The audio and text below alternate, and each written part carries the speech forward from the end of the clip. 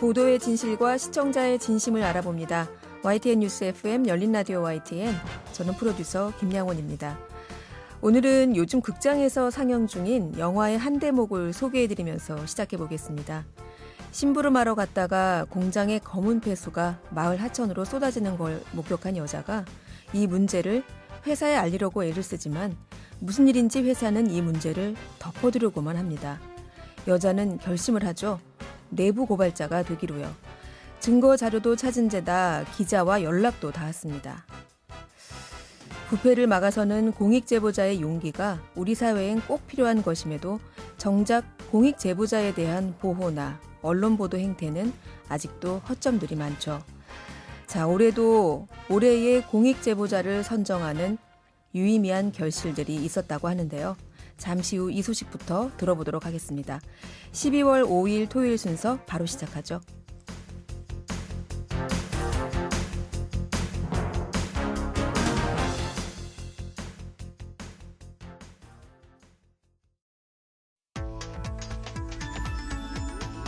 미디어가 전하는 이슈에 대한 다양한 분석과 팩트체크까지 바로 보고 뒤집어보고 꼭꼭 씹어보기 위한 미디어 비평 프로그램 열린 라디오 YTN. 네, 한 주간 뉴스를 인권 감수성의 잣대로 살펴보는 시간입니다. 뭉클 미디어 인권연구소의 김원경 소장과 전화 연결돼 있습니다. 소장님 나와 계세요? 네, 안녕하세요. 네, 안녕하세요. 네. 오늘 준비하신 내용 이야기하기 전에 먼저 미디어계 큰 뉴스였습니다. MBN 재승인 소식부터 잠시 짚어주신다고요? 네네. 방송통신위원회가 지난 11월 27일에 전체 회의를 열고 MBN과 JTBC 재승인을 의결했습니다. JTBC 재승인에 대해서는 당연히 이루어질 것이다라고 예측되었지만요. MBN의 경우에 재승인을 과연 해줄 것인가가 초미의 관심사였습니다. 네.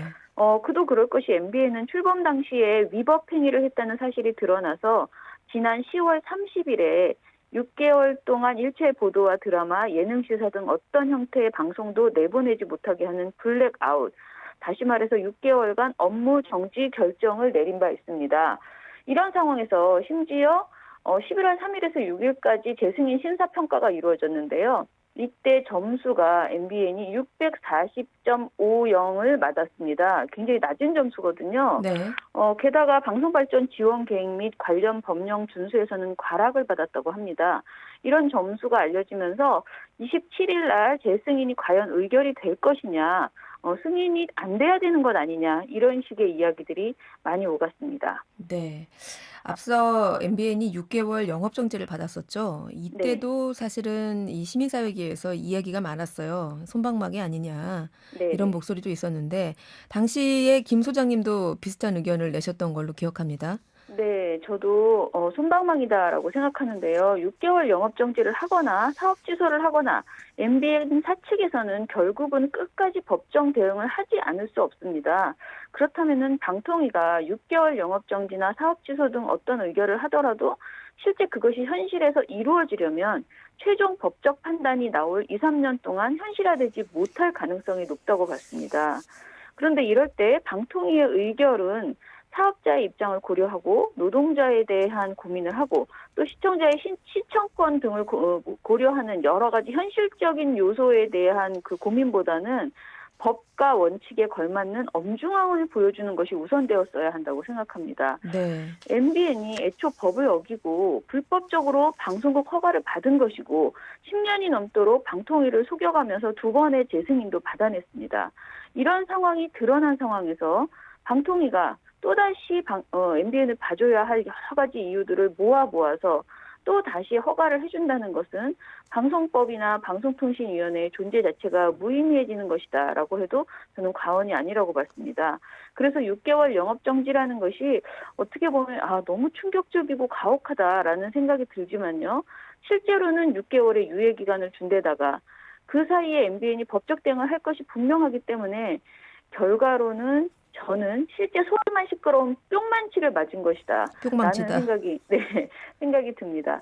이런 뿅망치로는 방송사들이 방송법을 준수하지 않을 것이고 국가와 법, 시청자를 우롱하고 기만하는 일이 계속될 것이라고 생각돼서요. 당시에 6개월 영업정지 의결은 매우 아쉬운 조치였다라고 평가를 합니다.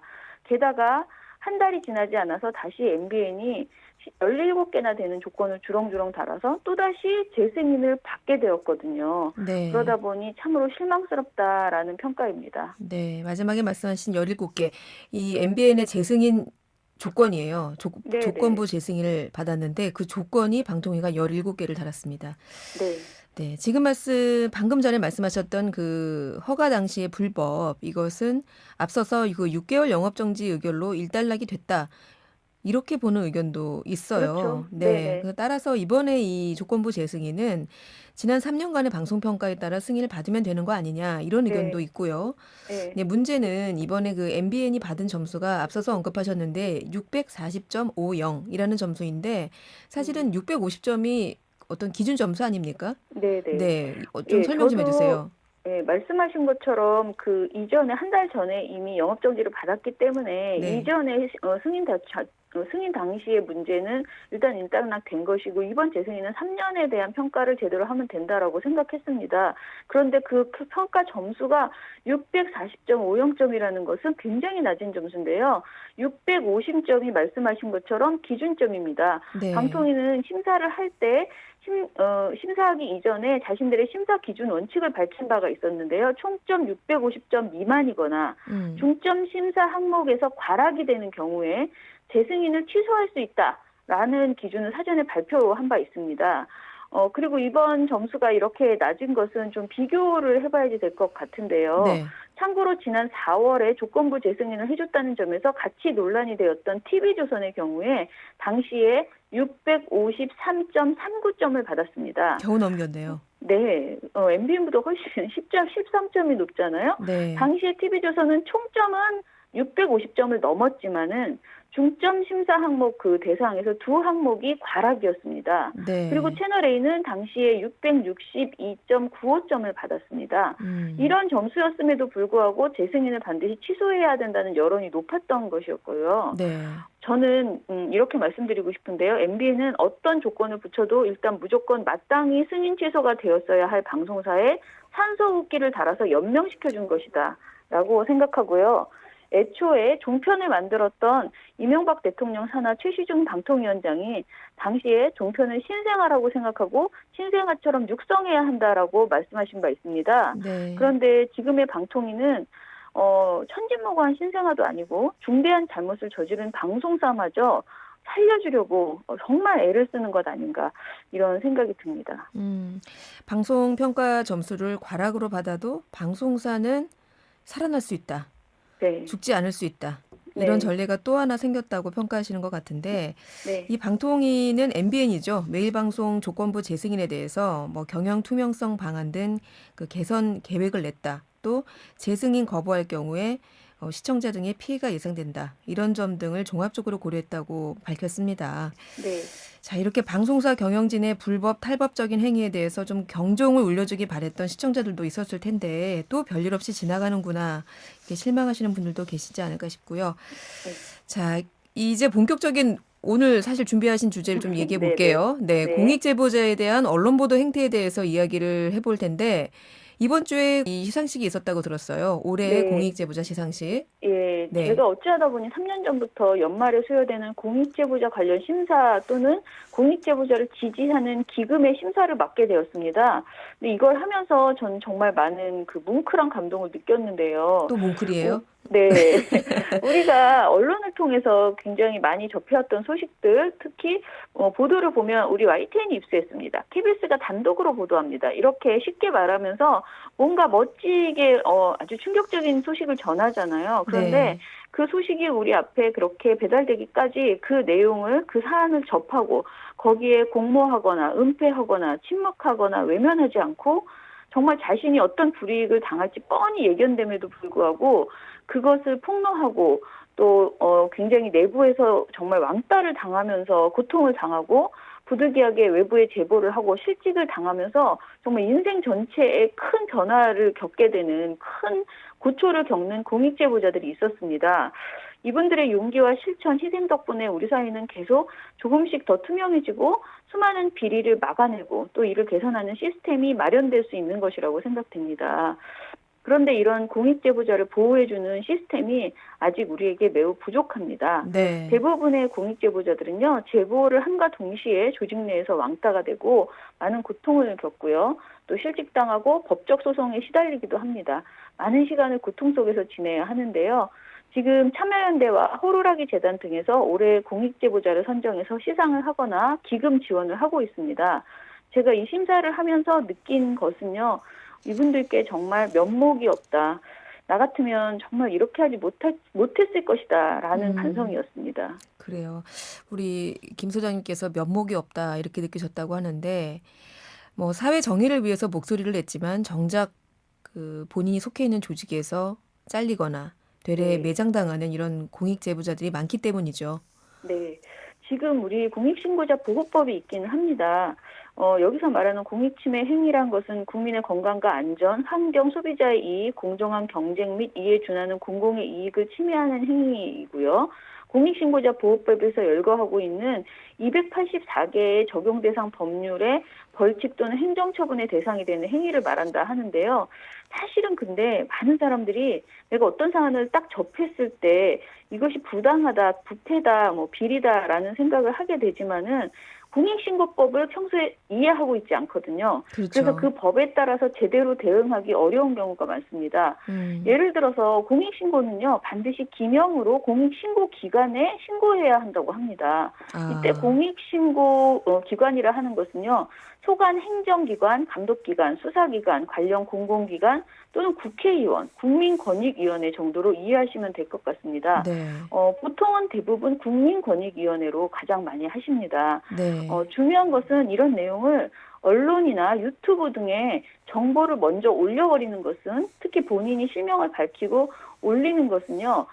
이 공익신고자 보호법의 보호를 받지 못합니다. 이는 피신고자도 권리가 있기에 무고적 사항이 발생하지 않도록 마련한 장치라고 한답니다. 네. 따라서 우리가 언론에서 보는 여러 내용은 사실은 대부분 언론사 제보 이전에 국민권익위 등에 신고를 한 것이고요. 네. 혹시 제보자가 이런 사실관계를 모른 채 언론사에 먼저 제보를 하게 된다면 기자들이 이 제보자를 보호하기 위한 장치들을 미리 알고 제보자를 잘 안내해야 된다는 것이죠.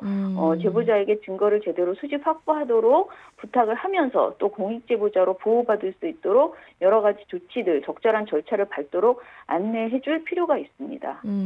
맞습니다. 이 억울하거나 부당한 일을 겪었을 때 일단 언론사에 제보하고 보자 이런 분들 꽤 많으세요. 네네. 저희 쪽에도 전화가 많이 오고요.